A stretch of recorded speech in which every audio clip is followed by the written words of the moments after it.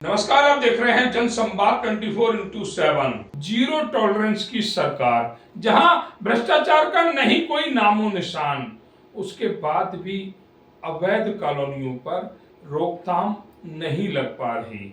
लोनी के हालात सबसे ज्यादा खराब है। लगभग 150 से ज्यादा अवैध कॉलोनियां लोनी में काट दी गई, प्लॉटिंग कर दी गई। अब लोग यहां पर रह रहे हैं। कॉलोनियां पूरी नहीं भरी हैं, प्लॉट पूरे नहीं बिके हैं, लेकिन प्रशासन द्वारा कोई भी सख्त कार्रवाई नहीं होती। गाजियाबाद विकास प्राधिकरण, योगी सरकार का एक ऐसा विभाग जो से लेकर कुछ भी कर देता है। इनकी जेबें भर दी जाए तो जंगल में भी आप 4 मंजिला मकान खड़ा कर सकते हैं। आपसे कोई कहने नहीं आएगा जमीन आपकी है या नहीं है, नक्शे से मकान बनाया है या नहीं बनाया है, कोई आपसे जानकारी लेने नहीं आएगा। ये ऐसा विभाग है जहां अधिकारी नहीं बैठते, वो काम नहीं करते, सिर्फ पैसा काम करता है, पैसा ही काम कराता है। जिस तरह से लोनी क्षेत्र में अवैध कॉलोनियों की भरमार है, ये कहीं ना कहीं जीरो टॉलरेंस की सरकार पर सवाल खड़े करती है। अगर जीरो टॉलरेंस की सरकार में अवैध कॉलोनियों पर रोक नहीं लग पाई, गरीबों को लूटने से नहीं बचाया जा सका, तो क्या यह कार्य समाजवादी पार्टी करेगी, कांग्रेस करेगी, आम आदमी पार्टी करेगी?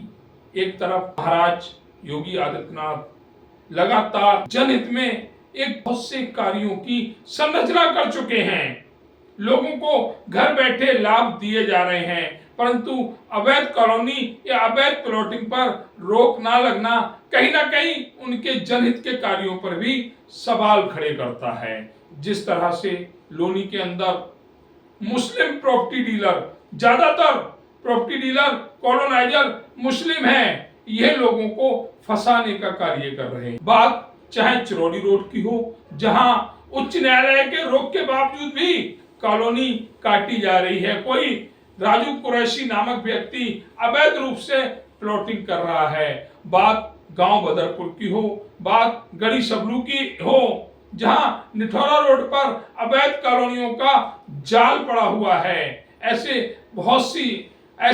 बहुत से स्थान हैं जहां अवैध कॉलोनियों के रूप में गरीबों को लूटने का कार्य लगातार जारी है। बात चाहे गाजियाबाद विकास प्राधिकरण की हो या पुलिस प्रशासन की हो या रेवेन्यू विभाग की हो, सभी मिलकर लोनी की जनता को लूटने का कार्य कर रहे हैं। पुलिस के पास शिकायत जाती है, वह केस को सिविल में भेज देती है। किसी आदमी ने 420 की है तो उसके खिलाफ मुकदमा दर्ज नहीं करती। गाजियाबाद विकास प्राधिकरण प्लॉटिंग होने से पहले उन कॉलोनाइजरों पर कार्रवाई नहीं करता, जिसके चलते कॉलोनाइजरों के हौसले बुलंद रहते हैं। वहीं रेवेन्यू विभाग बिना सोचे समझे प्रॉपर्टी को रजिस्टर्ड कर देता है। ये हालात तब हैं जब प्रदेश में और केंद्र में दोनों जगह एक ईमानदार सरकार कार्य कर रही है।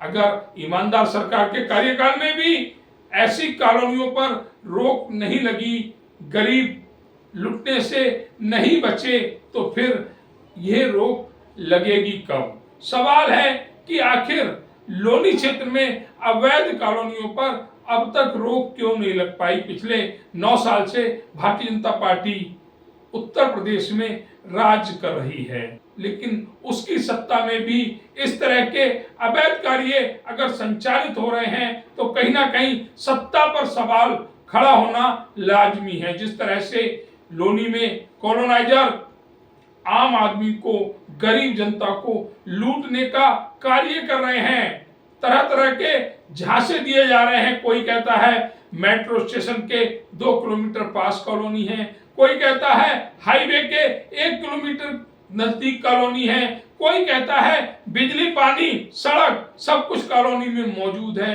अगर सब कुछ ये उपस्थित है या प्लॉटिंग करने वाले एरिया में मौजूद है, तो फिर गरीब यहाँ बसने के बाद नगर पालिका के चक्कर क्यों लगाते हैं, अपने प्रतिनिधि के चक्कर क्यों लगाते हैं? कहीं ना कहीं कॉलोनाइजर लोनी में कृषि योग्य भूमि पर प्लॉटिंग कर या प्लॉट गरीबों को बेचकर को खोखला करने में तुले हुए हैं।